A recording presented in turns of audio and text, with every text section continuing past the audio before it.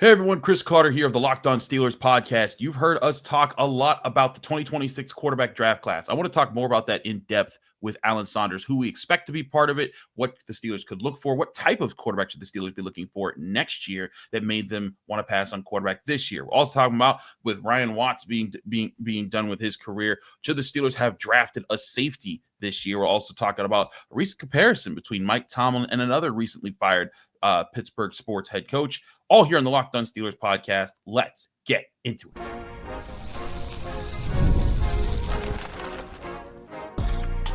You are Locked On Steelers, your daily Pittsburgh Steelers podcast, part of the Locked On Podcast Network, your team every day. Welcome to the Locked On Steelers podcast. I'm your host, Chris Carter, bringing you your daily dose of all things on the Pittsburgh Steelers. As always, you can find the show in your favorite podcasting apps and on YouTube. Like this video if you enjoy it. Subscribe to this YouTube channel to get all of your daily Monday through Friday episodes, as well as our bonus content. We thank you for making us your first listen every day because we're your team every day. And today's episode is brought to you by Amazon Fire Stick TV 4K. This episode being brought to you by Amazon Fire TV Stick 4K. Turn any TV into your Xbox, no console needed. Head to Amazon.com/Fire TV Locked On to learn more. As said before, joined by the man himself, Allar and Saunders. He's here from SteelersNow.com. The draft is done, and Alan, I was on the table banging. I was banging the table, telling everyone the Steelers aren't going to take a quarterback in the first round. They're not going to take a quarterback early. They probably are. This is not the year to find your franchise quarterback. So now there are a lot of people that were pushing up against that and saying, "Oh, this is they can't afford to wait for that." Well, now they're waiting for that. That's what we said would happen here. So, Alan, you and I talked about this briefly on the Final Word on Sunday on Channel 11 WPXI, and you brought up the potential of drafting a quarterback next year in front of that Pittsburgh crowd. The draft will be in Pittsburgh on the North Shore. But you recently highlighted a mock draft where the Steelers in the first round took a cornerback, not a quarterback, a cornerback next year. And that, I think, is something that could cause the entire city to just explode or spontaneously combust there. I wanted to give you a chance to kind of talk about what you foresee as far as like what plays into next year being that better quarterback class that the Steelers could actually take advantage of. Well, let's be real. I mean, the Steelers have put themselves in a position where they sort of have to draft a quarterback next year now, no matter what. Barring like someone that I don't expect to become available in free agency coming available, what other way do they have to secure the future of their quarterback position? Right. Like, it's not going to happen with, even if they sign Aaron Rodgers or trade for Kirk Cousins, those are stopgap situations at the very best. Will Howard certainly possibly could become that person, but I don't think we should be counting on a 6th-round pick who is going to start the year probably 3rd on the depth chart of becoming a lot more than that in a year's time.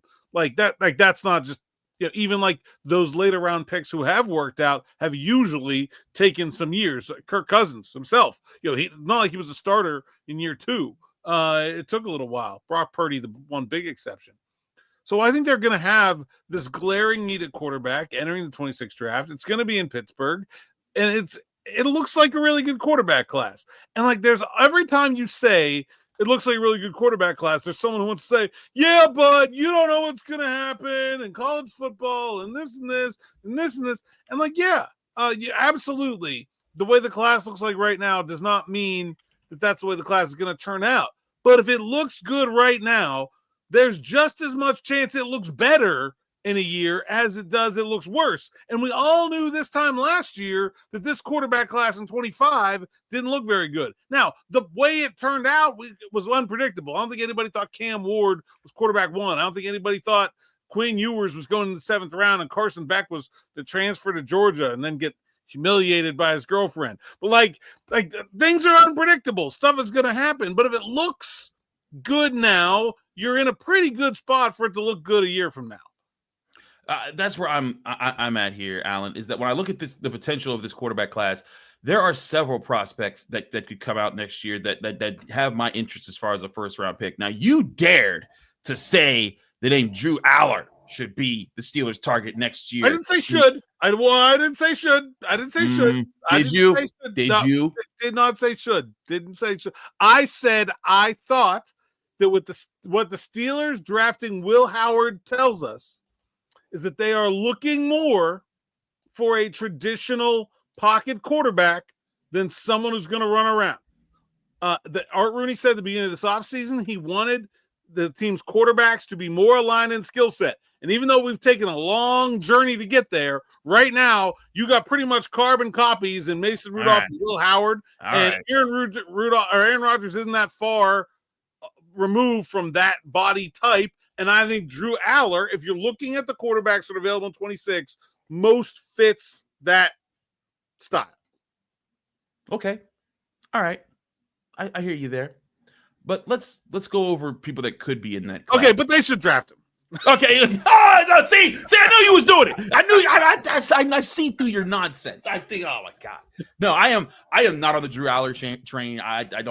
If he'd have to have a very, very, very, very, very, very, very, very, very, very, very, very, very, very, very good 2025 season for me to be to hop on that train. Right now, if we're to look at prospective quarterbacks that could be in this, of course, Arch Manning, the big name, Nico Iamaleava, who the whole fiasco with the Tennessee UCLA NIL thing, Drew Allar, LaNorris Sellers, Garret Nussmeier, Cade Klubnik. I'll leave it to just those six. Those six alone. That's enough of guys that could be first rounders that I'd be like, all right, I can get behind this whole thing.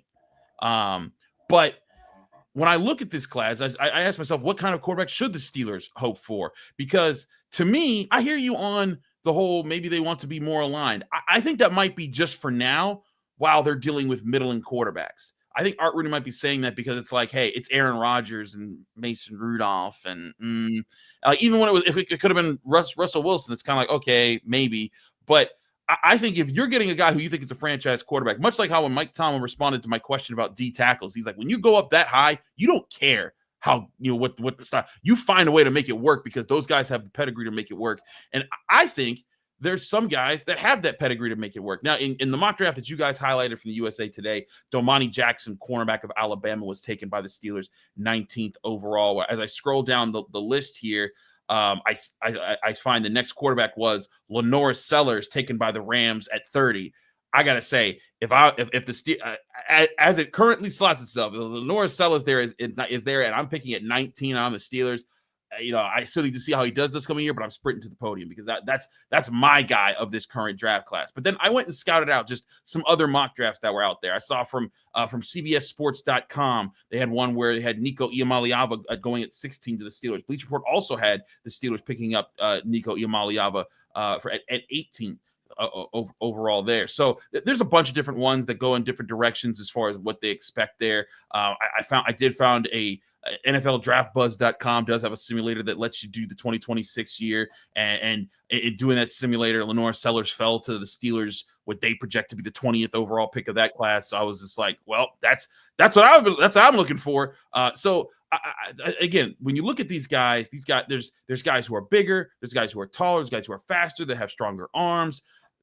There's a lot of options there. And my opinion, the Steelers should be open to all of them. They need to see how this year plays out, but they should not pigeonhole themselves into a hole where they're stuck trying to get just one guy. Because one of the main rebuttals to this plan I hear is, well, they're not going to be able to trade up to get the first overall pick. I'm like, they don't need to, because a lot of times the first overall pick isn't always the best quarterback. And you look at how they landed Ben Roethlisberger at 11th overall. There were two quarterbacks taken before him. And I think that if you pick quarterback in a class where there's 5 or 6 guys that are first round type quarterbacks, you have a chance to get you have a much higher chance to get your franchise quarterback than reaching in a year where there's less of those guys, or just trading up and to get the one of a year where there's less of those guys. Yeah, you don't need to trade to 1. You need to trade to like 8.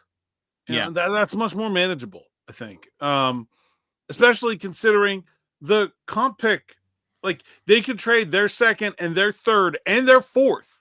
And normally in most years, you're like, oh my gosh, that is just a crippling amount of draft capital out the window. You can't possibly, do like, if you do that, you're setting the whole rest of your team back. And they've got a third and a fourth and a fifth and a sixth coming. It's like, okay, well, then that's actually not that big of a deal at all. It's fine. Go ahead and do that. That's a big deal. And yeah, will they have to dip into the 27 picks? Yeah, maybe, but like, okay. So you trade a future second, like whatever. I think you can make that happen. I think they could get from, assuming they're drafting again in the 18 to 24 range, 22 range, somewhere there where they've been. I think they can get inside the top 10 without trading another first round pick because of how much capital they've amassed. And I think as long as you can do that, then it's not that hard. That's not that harmful. If you had your actual pick of the guys that I named there, the 6 quarterbacks that I ran through, again, I was Manning, Iamaleava, Allar, Sellers, Nussmeier, and Klubnik, who would be your pick right now, just knowing that you don't know what's going to happen next year? That's a good question. I think I would take Arch Manning. I think and like part of that is just because he hasn't played that much.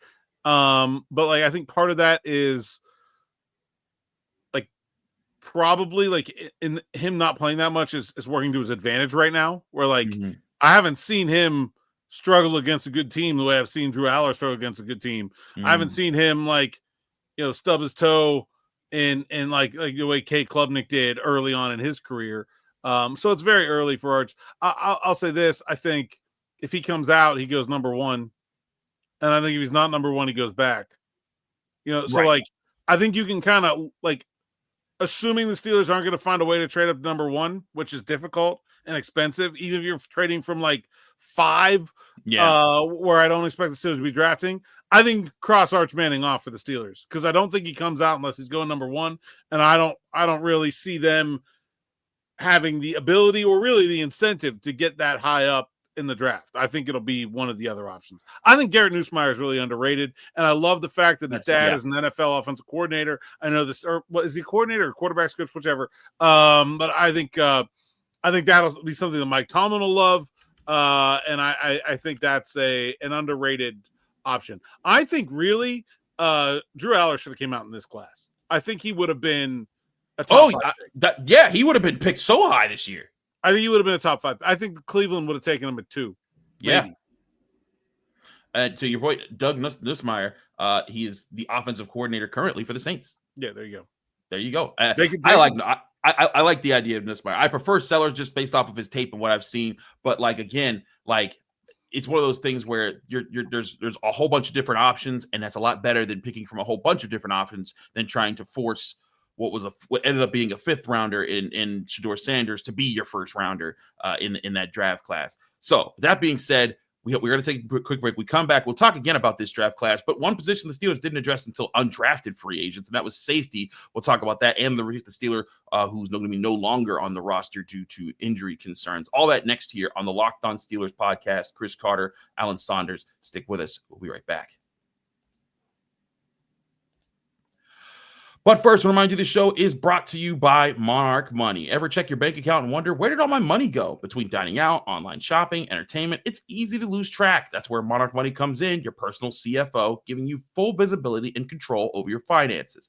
Monarch Money isn't just a budgeting app. It's a complete financial command center. You can track all your accounts, investments, and spending all in one place. So you stop just managing your money and start building wealth. Instead of juggling multiple apps, you can use Monarch to check your finances, track spending, and even plan long-term goals. Managing money with your partner is smoother than ever. You can track shared and personal accounts, set goals, and stay on the same page without the stress. Take control of your finances with Monarch Money. Use code LOCKEDONNFL at monarchmoney.com for 50% off your first year. That's monarchmoney.com, code LOCKEDONNFL for half off your first year at Monarch Money.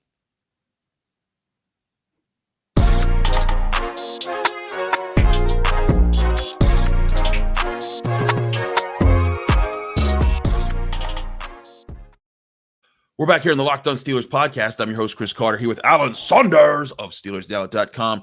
Alan, the Steelers don't take a safety in the draft class. They pick up a safety in undrafted free agents with Sebastian Castro out of Iowa. Really liking the Iowa guys this year. But then, the first day, into this week, Ryan Watts is now said to be let go by the team. He's done. They basically said he can't play football at this stage of his career. He had that neck injury last year.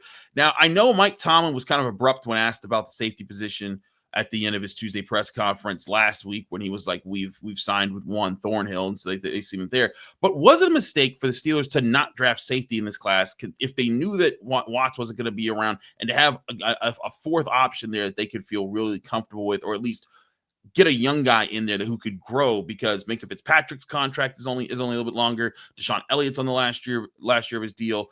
It just seems like that could be a position that could become a problem with them if it doesn't work out a certain way soon. I'm a little surprised they didn't. I think it was, the reason I asked the question was because they showed a lot of interest in a lot of the top safeties in this draft class, and there isn't really a good way to explain that if they have so much faith in Juan Thornhill. I like Juan Thornhill as a player. I was just trying to understand why they were doing what they were doing, with doing things like running the drills from Malachi Starks at Georgia and bringing Nico Iamaleava in for a pre-draft visit, like they saw Makuba and Watts. And, there was a lot of safety going on in this pre-draft process. And, you have an uncertain situation with Deshaun Elliott up for a contract extension this offseason, entering the final year of his deal. Is he going to get one? I don't know. Kind of heard that seems like that's not a priority for them right now. When Omar Khan has talked about that this offseason, he's mentioned TJ Watt, he's mentioned George Pickens. I haven't heard Deshaun Elliott's name. So I think, and the third part of this is they've used that 3 safety nickel so much over the last couple of years that is now basically like almost a de facto, like you need 3 of them. You can't operate the defense now without 3 safeties. Right. And you really only have 3. I mean, Miles Killebrew, they've kind of shown over and over again, very reluctant to have him do anything other than play special teams. So you need 3 safeties to operate your defense, and you only really have 3. Now, I like Castro as like a 4th round pick. So like, I kind of feel like they didn't draft one, but they got one anyway. I think he's more than good enough to be a developmental safety in this role. So maybe they win anyway. But yeah, I think I was a little surprised that they didn't draft one. Yeah, I thought so too. I thought that safety was one of those mid to late round positions. Unless I had Nico Iamaleava on my first round list. If all went to just went down the drain as far as defensive linemen, the quarterbacks they thought that were valuable, I thought Iamaleava would have been a heck of a pick there. But I look at the Steelers and what they're trying to do defensively. Like you said, they've got 3 guys now, but they could use an extra guy. Now, Sebastian Castro was also a guy that I had slotted to the 4th round. In fact, I had some mocks where I think I took him in the 4th round at the Steelers. And I think that would make sense. So who knows? Maybe this is the Jaylen Warren of this draft, because Jaylen Warren was the guy when I talked to Eddie Fogg, he's like, we value that guy as the 7th best running back in his class. And so I'm like, well, how do you trust that the 7th best player that you think is in the class for a position will go undrafted? And he said, that's part of what we do. And when he was undrafted, they went and grabbed him. Maybe that's what Sebastian Castro was. Maybe they just said, hey, he's not that tall, he's not extremely fast, so what, we're gonna let him get out there, and then we'll bring him back in later. And so I think that there's a chance that you see something there with the safety position, but I do wonder if they are leaning too hard on their top 3 guys in this position, especially like you said, if they're planning on rotating these guys a lot, keeping them all in the field at the same time. And the contracts, is Elliott here long term? Thornhill is only a 1-year deal, right? Mm-hmm. So that's, and let's be honest, Minka Fitzpatrick's contract is getting to a point where if he has another year like 2024, it's starting to become I think he certainly has more than earned a mulligan here, but it starts to become a questionable proposition as that cap hit continues to go up. I'm a little surprised they didn't invest more heavily in the position, but I do really like Sebastian Castro. Not like this super toolsy guy like a lot of the players they've seemed to prefer recently, but I think he does a nice job when he's in there. We'll see. He's a little bit undersized. Maybe they're going to turn him into a slot corner. I don't know. Maybe, because that would be interesting if they did. To your point, Minka Fitzpatrick is in the final year of his contract next season, when he is a $24.4 million cap hit that year. I would guess that as long as he has a good year this year again, it kind of shows like, hey, he still can be that dangerous. I would expect them to sign him to an extension and figure that out to spread that money down a little bit, especially again if he bounces back and has a good year, because he's more than just the on-field guy. He's an off-the-field guy as far as their leadership and their captains and what he pushes people to do. I think that he's part of the equation that you want in your locker room for sure. But again, going back to the safety position, I do wonder if it was a mistake, because if they needed another presence in the middle part of their defense when it comes to covering, and who knows, the way they've handled slot cornerbacks have been very peculiar over the past few years, and really the past long time. So maybe they have a plan there, maybe they don't, but I do think that when it comes to the safety position, they could have gotten one higher, but I'll wait till I see what Sebastian Castro does before I start to pass full judgment on that one.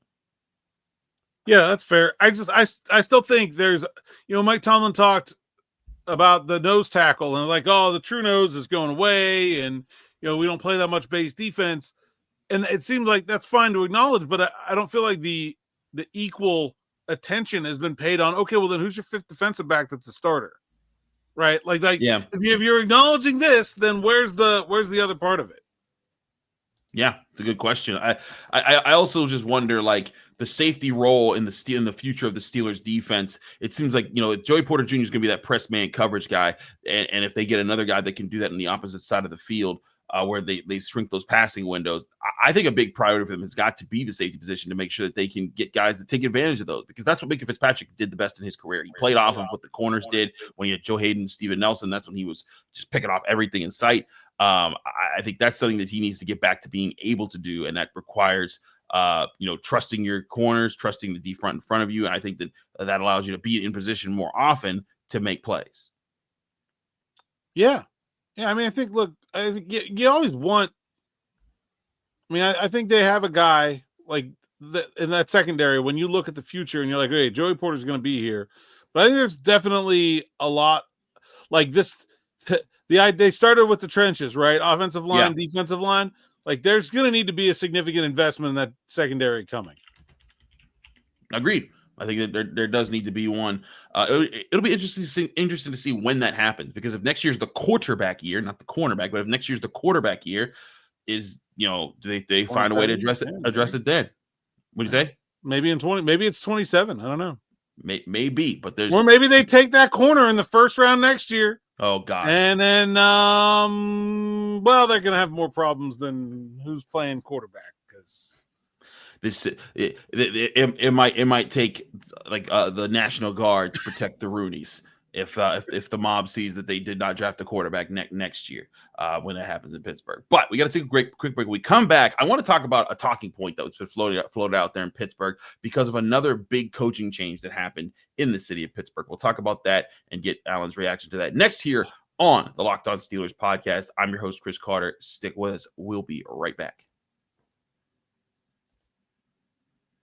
But first, I want to remind you the show is also brought to you by FanDuel Sportsbook, the #1 sportsbook in America. Right now, the NBA playoffs are on, and FanDuel is giving new customers an incredible way to get in on the action. Right now, when you join FanDuel, you can place your first $5 bet and get $250 in bonus bets if your bet wins.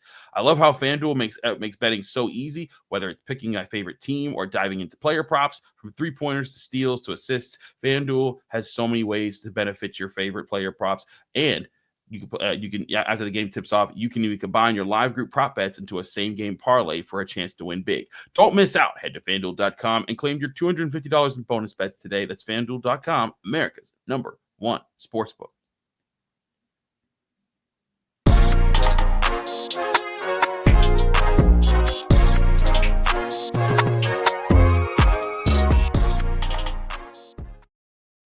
We're back here in the Locked On Steelers podcast. Chris Carter, Alan Saunders. Alan, let's step away from the draft for a little bit, and I want to talk about bigger in the sense a more expanded topic discussion that's been happening in the Pittsburgh area with the recent news. Now, Monday, the Pittsburgh Penguins, the hockey team in town, let go or agree to a mutual parting of ways of Mike Sullivan, their current head coach. Now, Mike Sullivan inherited the team years ago and turned them into a Stanley Cup champion back-to-back years, and so. That was certainly impressive. He rose up the ranks quickly there. But since then, it has been less than what you'd like to see with success with Sidney Crosby. They have now missed the playoffs for 3 straight years, having losing seasons in all 3 of those. What I always think is kind of interesting too is that when people talk about Mike Tomlin's playoff drought, Mike Sullivan's playoff win drought is 1 year shorter than Mike Tomlin's. So it's that's part of the factor here. But to me,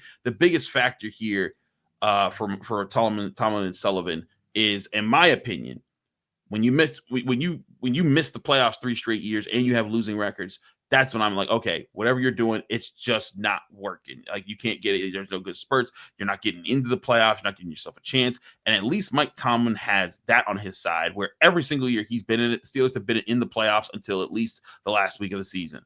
What say you about this situation? Is this a fair comparison for Mike Sullivan being let go by the Penguins after 3 straight losing seasons, or is there a lot more to this? Well, I think it depends on what you want to talk about. I mean, do you want to talk about like who's the better coach? Like, I don't know. Mike Sullivan won 2 Stanley Cups. Mm-hmm. That's pretty rare. I think it's even rarer in hockey than it is in the NFL. They made the playoffs for, I want to say, his first 7 or 8 seasons. And so, like, there's a lot to like about what Mike Sullivan did. And I think you can make the argument that Mike Sullivan was a better coach for the Penguins than Mike Tomlin has been with the Steelers. I mean, certainly if you just want to talk about the championships, like that top line, sure. 2 Stanley Cup champions. Yeah, right. And very, very good winning percentage, lots of playoff success. Oh, okay, all the things you talk about.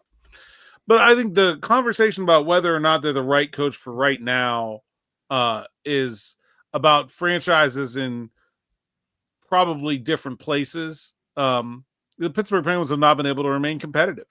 2 fifth-place finishes and then a 7th place finish over the last 3 years. You can't finish in 7th place and expect to keep your job in an 18 division. You just can't. If Mike Tomlin, we talk about Mike Tomlin's non-losing season streak, and like on one hand, it does not matter. Like if he had 1 season where he went 7-9 instead of 8-8, it would not change Mike Tomlin at all right now. But you don't get fired as a coach when you're 9-7 very often. Yeah, 9-8 now, whatever. If you want to talk about greatness, that's one thing. You want to talk about being fired, that's a different conversation.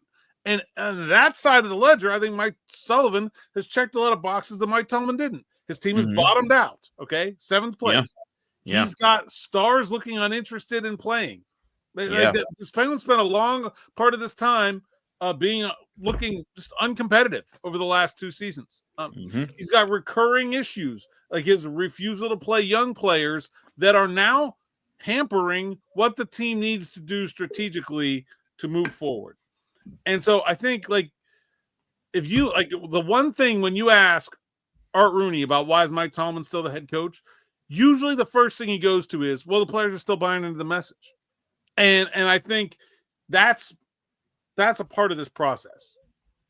Agreed. I think that's a big part of this process. I harken back to not doing too much there. I go back to the 2000 when Bill Cowher got his extension, and the Steelers had just gone 7-9 in 98, 6-10 in 99, but they went 9-7 in 2000. Now that is the last time the Steelers have missed the playoffs for 3 straight years in history. But when Dan Rooney back then was asked why did you guys extend Bill Cowher? He's missed the playoffs for 3 straight years. He talked about, hey, the locker room still believes in him, and it was that 2000 season where they fought and clawed their way to 9-7 that I think kind of showed that. And then the next year, 2001, they were 13-3, and then a few things happened here and there. And eventually, they let Ben Roethlisberger win a Super Bowl. But I think it's very much kind of like what you said. If the team was not trying to compete at all during the season for most of the season, and that's the kind of stuff that happens when you have losing records, and it was 3 straight years of coming up that far short of even trying to even get into the playoffs, then I would hear you out. But to me, I don't think these are comparisons. Now, again, long-term resumes, sure. Mike Sullivan's won two Stanley Cup championships. He took over a team mid-season. Hockey's also differently coached than football, and what you need and what you get. But I think the problem it wasn't what he did. It wasn't like they were saying, "Oh man, those champions are so far behind us," even though they are. It's in the right now. they're not even getting to the point where they're able to say like, hey, we had a decent season. And that's where I think the difference is. If Mike Tomlin had 3 straight losing seasons, missed the playoffs 3 straight times. By the way, the Steelers as an organization haven't had 3 straight losing seasons since 1971. Like, so that's how bad that stretch goes. But like, if that happened, then I'd be like, okay, yeah, it's different. But I think that when people are trying to compare these, they're doing a lot of gymnastics to try to make this math add up.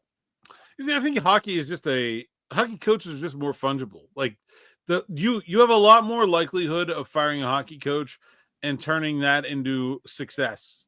We've seen a lot more teams turn over their coach, have a success, then like things get stale, you fire the coach, you hire another coach. Like it's just I think it's honestly a sport where the coaching matters less. And I think it's easier for coaches to come in, have an impact, but I think it's probably harder for them to sustain it. Like you just don't see even successful hockey coaches stay in one place very long, very often. It is very rare. Whereas in the NFL, I mean, coaches that win the Super Bowl usually stick around places for a pretty long time. It's fairly rare to see Super Bowl winning coaches not have long careers with the place they won it. And so I just think it's different sports. It's hard to compare, but I definitely think if you want to look at the big difference, it's that Mike Tomlin has never had a team that just bottomed out in a way that that the Penguins have. And he certainly has had teams that should have. Like, it's not like it was the Steelers are just so talented that when you drag Duck Hodges and company to a 500 record, like that's a coach that's still doing a good thing. I think that's the thing here is the Steelers still being competitive, still finding a way to get to the playoffs, still finishing above that losing record. Look at their quarterback play since Ben Roethlisberger shredded his elbow. Yeah, and the fact that like over that time period, never once had that one big setback. Like it's not what anybody wants. No one's hanging their hat on that, but it is impressive still. Indeed. I think it is impressive, and I think that's, again, it's a difference between these two situations. So if you hear someone making that argument, know that those are apples and oranges from completely different trees there. But Alan, thank you so much for joining us here on the Locked On Steelers podcast. Let people can find you, follow you, and get where you work. Saunders_PGH on social media, SteelersNow.com. You can find my written work and my podcast, Steelers Morning Rush and Steelers Afternoon Drive, on the Steelers Now YouTube page or anywhere you find podcasts.